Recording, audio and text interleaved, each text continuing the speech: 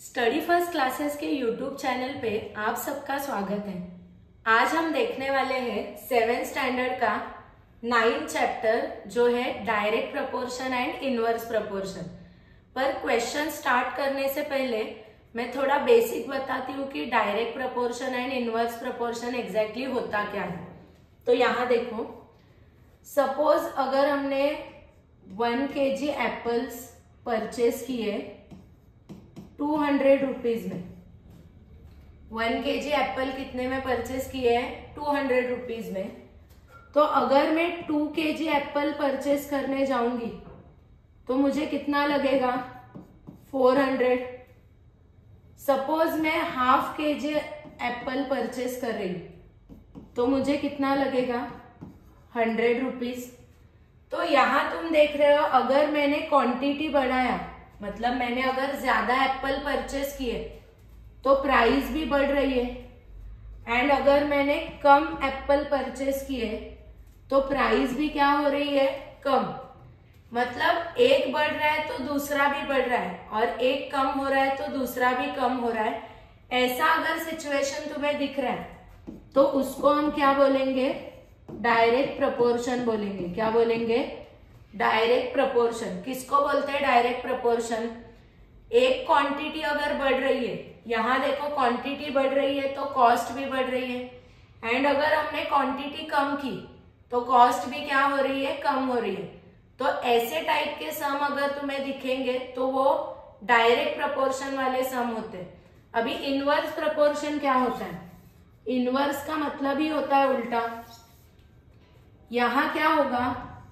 एक इंक्रीज हो रहा है तो दूसरा क्या होगा? डिक्रीज होगा। जस्ट मैं एग्जांपल बता रही हूं।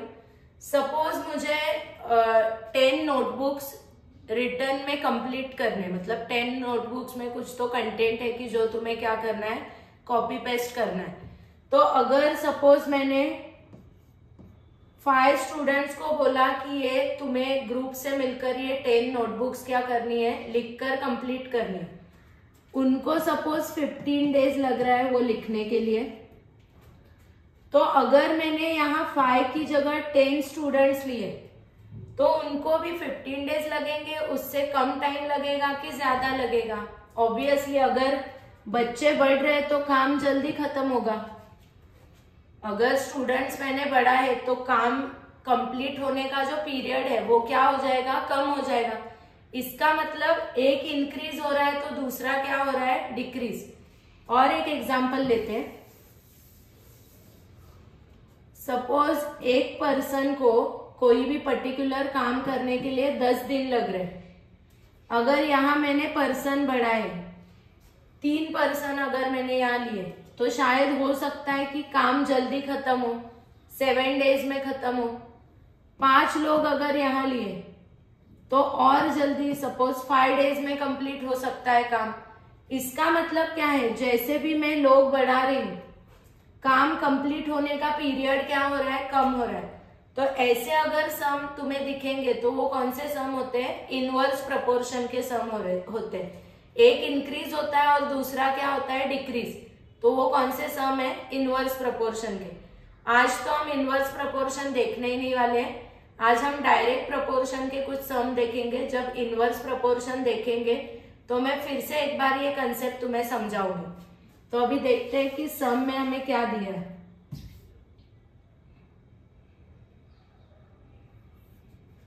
पहले तो मैं सॉल्व एग्जाम्पल का एक क्वेश्चन ले रही हूं, उसके बाद हम प्रैक्टिस सेट की तरफ जाते हैं। 10 पेन्स की कॉस्ट कितनी दी है? 60 रुपीज। तो हमें पूछा है what is the cost of 13 pens. कितने पेन्स की कॉस्ट चाहिए हमें? 13 पेन्स की। 10 पेन्स की कॉस्ट तुम्हें दी है, कितनी है? 60 रुपीज। तो अगर 10 पेन 60 रुपीज में आते हैं तो 13 पेन का प्राइस ऑब्वियसली ज्यादा होगा ना। इसका मतलब क्या है? अगर पेन बढ़ रहे हैं तो प्राइस भी बढ़ रहा है। तो एक इंक्रीज हो रहा है और दूसरा भी इंक्रीज हो रहा है, मतलब ये कौन सा प्रपोर्शन होगा? Direct proportion. पर हमें वो सब लिखना पड़ेगा। यहां मैं लिख रही हूं। पहले तो जो गिवन है वो लिखना है। क्या गिवन दिया है तुम्हें? 10 pens कॉस्ट 60 रुपीज। 10 पेन्स की प्राइस कितनी है? 60 रुपीज है, ये क्वेश्चन में गिवन है और हमें 13 पेन्स की कॉस्ट पूछी है। तो यहां हम क्या लिखते हैं? Let the cost of 13 pens be ₹X। मुझे पता नहीं है ना उनकी कॉस्ट क्या है, तो हम उसको क्या लेते हैं? X लेते हैं। अभी देखो दो चीजें तुम्हें यहाँ दी है, एक तो क्या दिया है? नंबर ऑफ पेन्स, एंड दूसरा क्या दिया है? कॉस्ट ऑफ पेन्स दिया है। तो दोनों भी कौन से प्रपोर्शन में है? डायरेक्ट प्रपोर्शन में। तो हमें वो मेंशन भी करना पड़ेगा यहाँ। तो यहाँ मैं लिखती हूं number of pens and cost of pens are in direct proportion।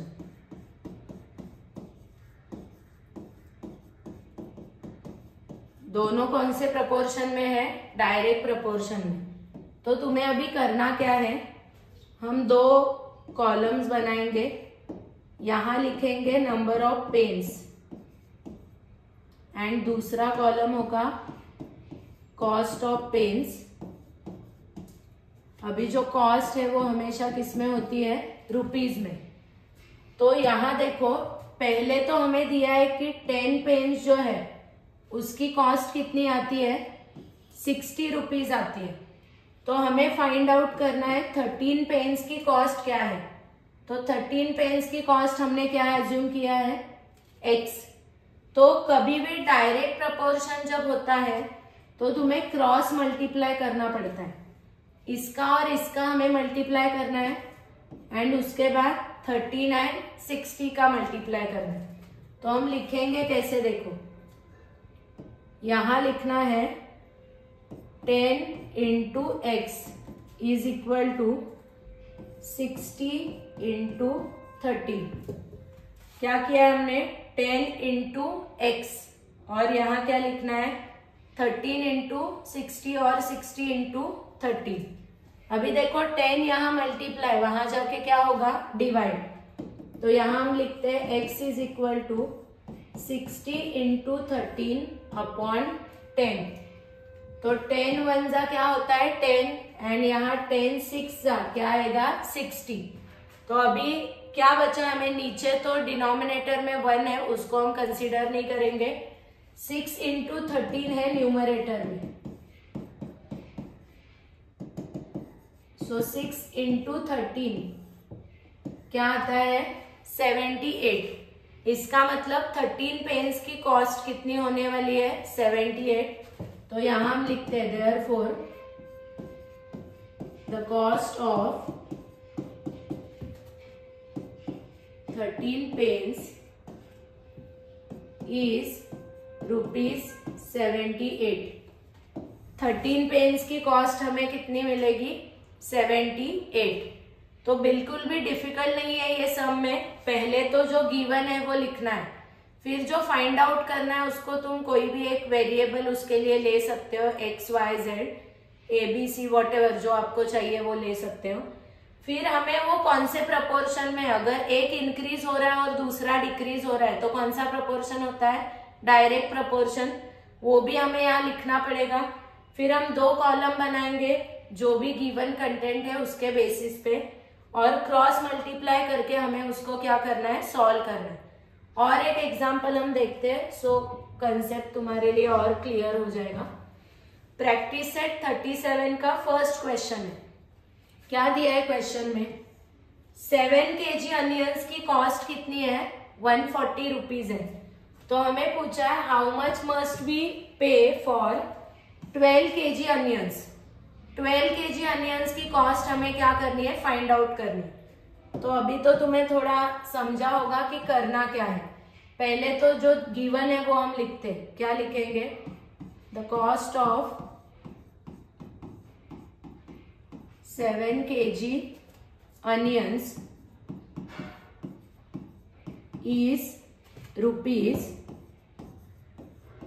क्या होगा कॉस्ट उसका दिया है उन्होंने, इज रुपीज क्या 140, और हमें क्या करना है 12 kg अनियंस का कॉस्ट फाइंड आउट करना है जो हमें पता नहीं है। तो यहां मैं लिखती हूं late the cost of 12 kg onions be rupees x। 12 kg onions की कॉस्ट हम क्या लेते हैं x लेते हैं। अभी देखो 7 kg अनियंस की कॉस्ट 140 है, तो अगर तुम क्वांटिटी बढ़ाओगे तो पैसा भी बढ़ेगा ना। 12 kg के लिए थोड़ी ना हम 140 से कम पैसे देने वाले, और वो भी शॉपकीपर लेने वाला है, वो ज्यादा ही पैसे लेगा। इसका मतलब क्वांटिटी बढ़ रही है तो कॉस्ट भी क्या हो रही है, बढ़ रही है। तो ये कौन सा प्रपोर्शन होता है, डायरेक्ट प्रपोर्शन। तो हमें यहाँ वो लिखना भी पड़ेगा।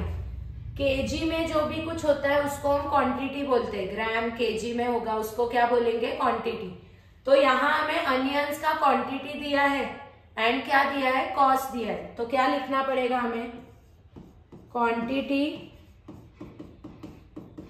Of onions and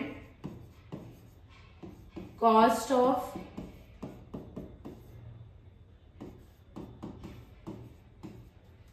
onions are in direct proportion। दोनों कौन से प्रपोर्शन में है, डायरेक्ट प्रपोर्शन।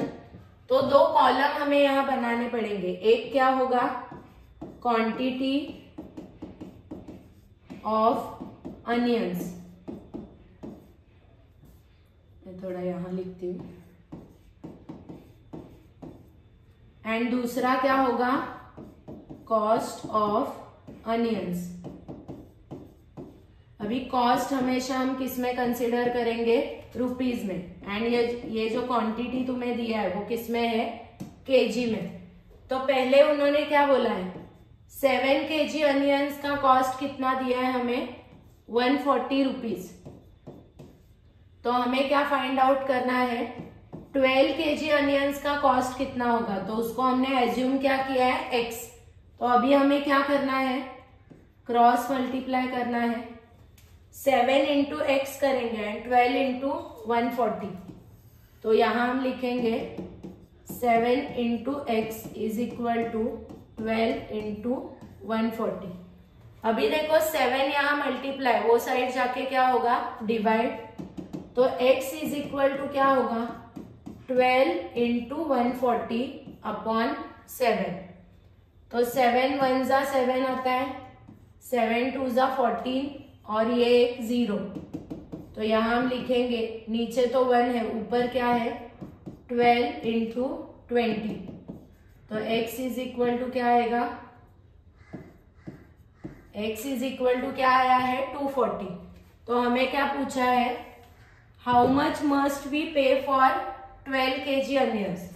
तो क्या लिखेंगे हम, we must pay ₹240 for 12 kg onions.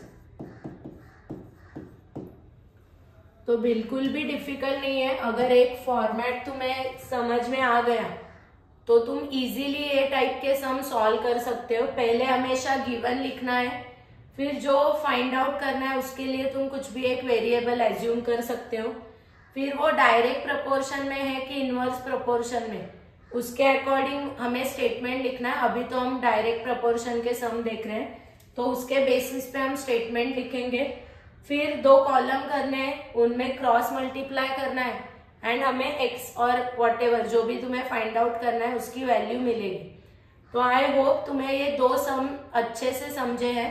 और भी हमें प्रैक्टिस सेट के सम्स लेने हैं, पर इसके पहले तुम्हें ये कितना समझा है ये देखने के लिए वीडियो के एंड में मैं एक वर्कशीट दे रही हूँ, उसको सॉल्व करो और उसका जो भी कुछ आंसर होगा कमेंट बॉक्स में तुम क्या करो कि मुझे कमेंट में बताओ कि उसका आंसर क्या आ गया।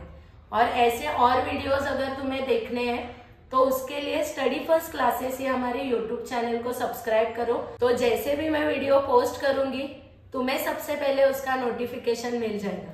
Thank you.